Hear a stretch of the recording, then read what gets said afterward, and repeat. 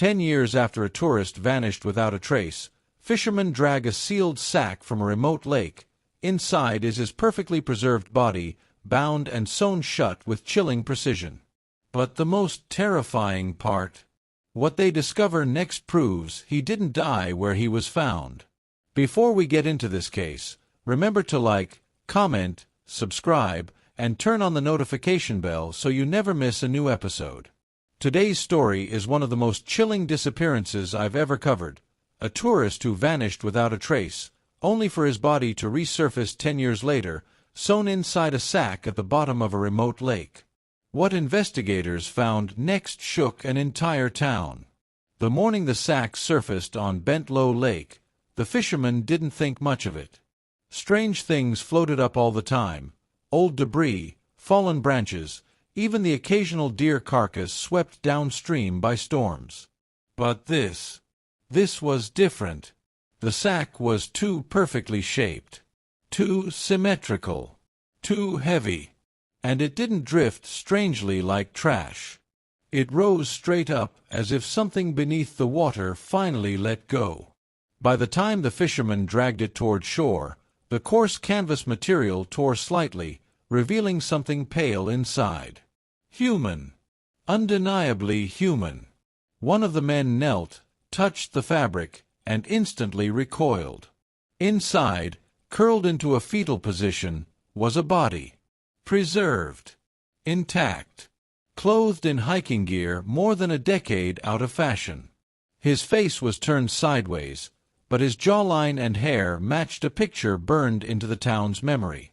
The missing tourist, Elias Crane. The man the entire region had searched for 10 years ago. And never found.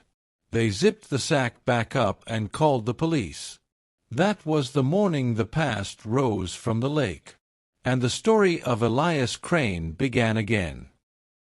Before he became a cold case, Elias Crane was a 31-year-old photographer from Brighton, England. Known among friends as calm, patient, and absurdly kind, he spent his time photographing abandoned buildings and empty landscapes, places that felt forgotten. He'd saved for 2 years to visit Western Canada. The plan was simple. 1 month to explore. 1 month to photograph. Then home to build the best portfolio of his life. But Elias wasn't just traveling for art. He was trying to outrun grief. 6 months before his trip, he lost his father to a heart attack. Elias blamed himself. He had been too busy with work, too distracted to notice his dad's worsening condition.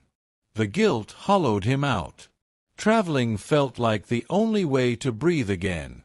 He told his sister May, "I just need somewhere quiet. Somewhere I won't think about anything."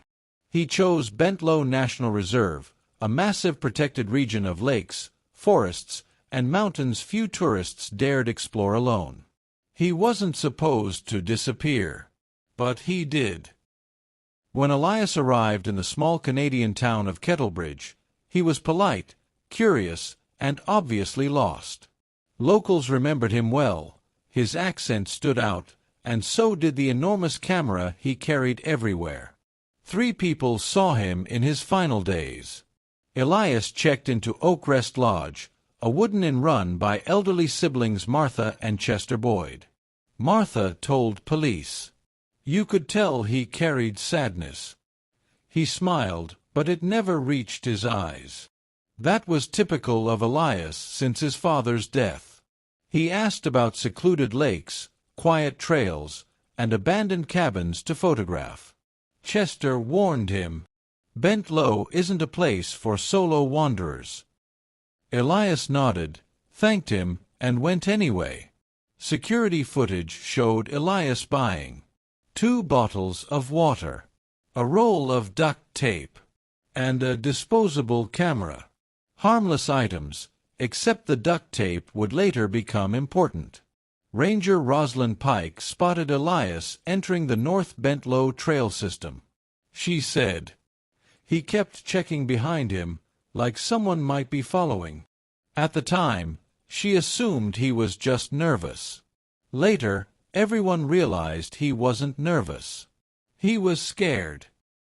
On the night of July 19th, the night Elias vanished, Oakrest Lodge guests heard someone pounding on a cabin door around 1:30 a.m. It was Elias. Panicked. Whispering. Begging.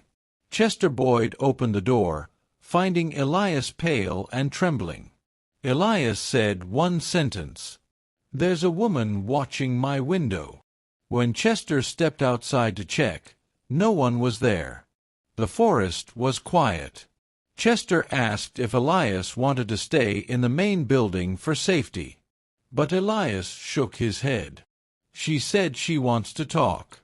I just need to hear her out." Chester tried to persuade him to stay, but Elias grabbed his backpack and camera, apologized, and walked into the dark woods behind the lodge. That was the last time anyone saw him alive. No one knew who the woman was, or what she wanted, or why Elias went to meet her, until 10 years later. The next morning, Elias's absence sparked immediate worry. His door was left unlocked. His camera bag lay on the bed, but the camera itself was gone. Search teams combed Bentlow Lake, Ravens Pine Ridge, the Wolfglass marshlands, and dozens of forest routes. They found no footprints, no dropped items, no shred of clothing. But they did find one thing: a large handprint smeared on Elias's cabin window. Too large to belong to him. Too angled to be accidental. As if someone had been leaning close, watching him sleep. The only person unaccounted for in the area was a local woman, Elias Crane. People recognized her from descriptions. A quiet, reclusive 34-year-old who lived deep inside the forest. She worked seasonal jobs in town, but mostly kept to herself. Some said she was odd. Some said fragile. Some said dangerous. But she denied ever talking to Elias. She refused to answer further questions. And there was no evidence tying her to his disappearance. Eventually, winter came. The case faded. Elias's family flew home without answers. Only his sister believed he hadn't simply gotten lost. May Crane insisted. Someone lured him out there. She was right. 10 years later, the sack was hauled out of Bentlow Lake by accident. It was heavy, waterlogged, and perfectly sealed with thick black thread. It took investigators hours to cut it open without damaging the remains.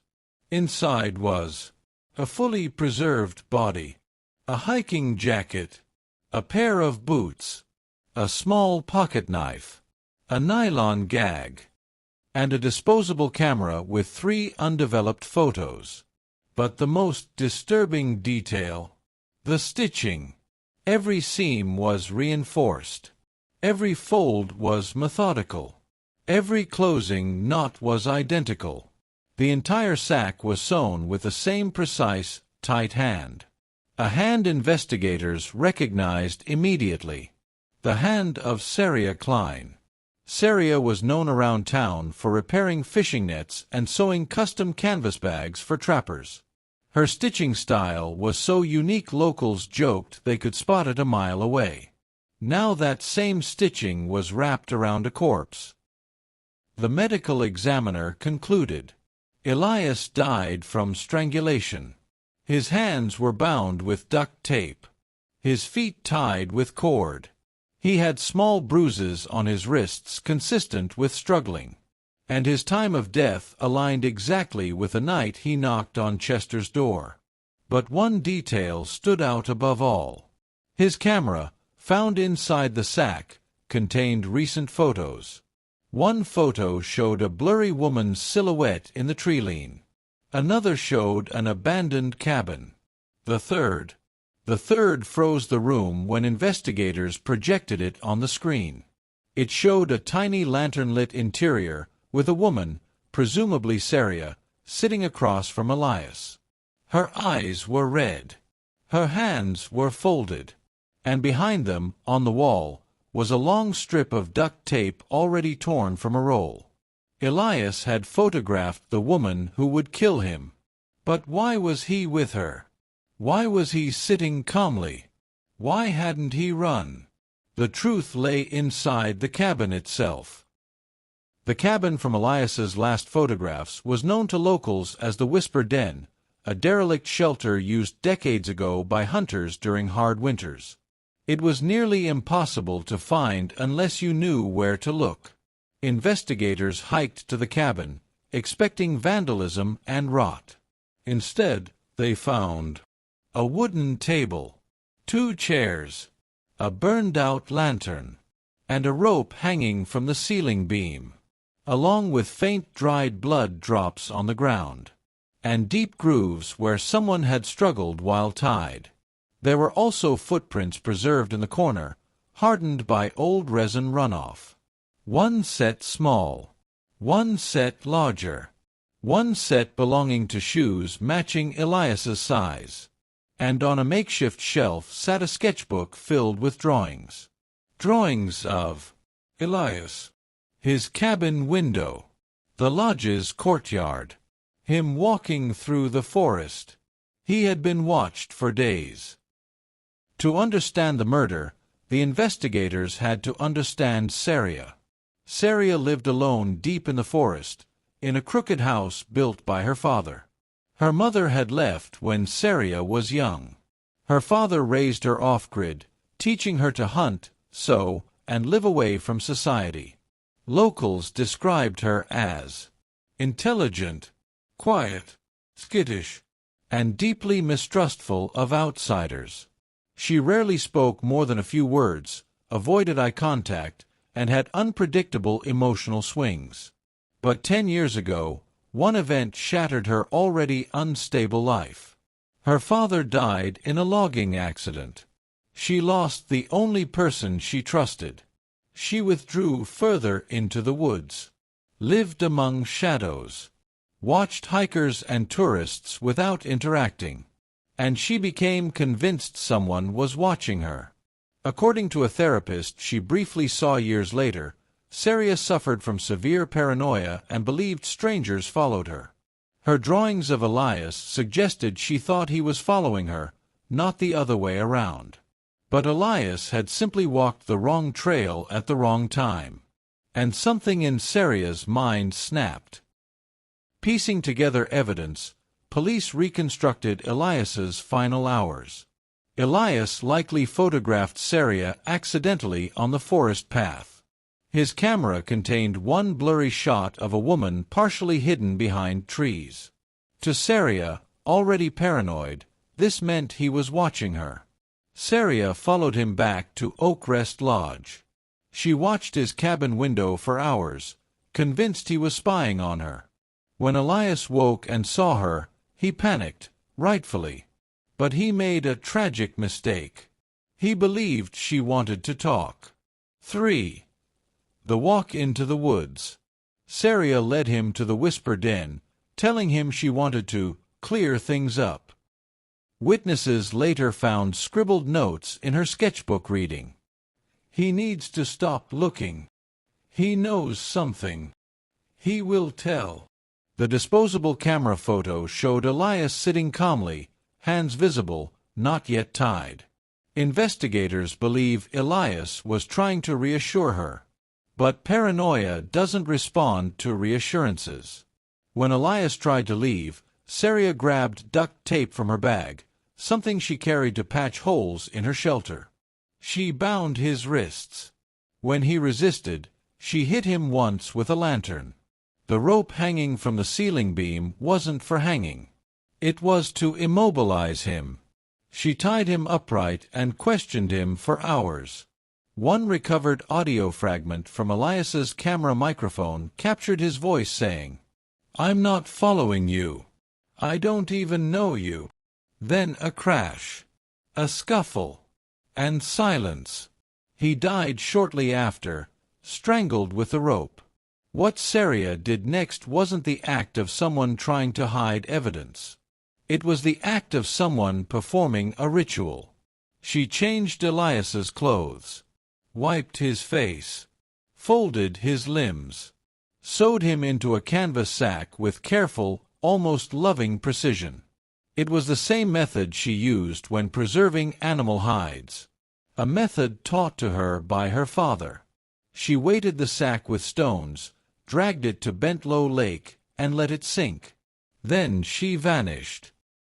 A fresh manhunt began after the discovery. Search teams combed the woods, cabins, and abandoned homesteads. No body, no footprints, no signs of a campsite, no food stores, no fresh sewing equipment.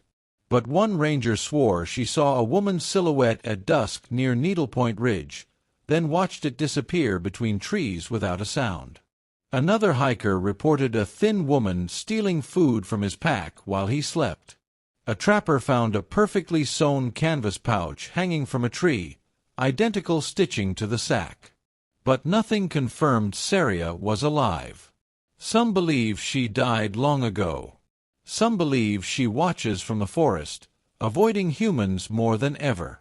Others think she found another region to haunt. Bentlow remains silent on the matter. Elias Crane didn't die because he was careless, or reckless, or naive. He died because he crossed paths with someone broken, someone who believed shadows were chasing her, and saw a gentle photographer as a threat. 10 years later, the lake gave him back. But it didn't give back the truth Saria carried into the woods. And it didn't give back the woman who stitched her madness shut and buried it beneath the water.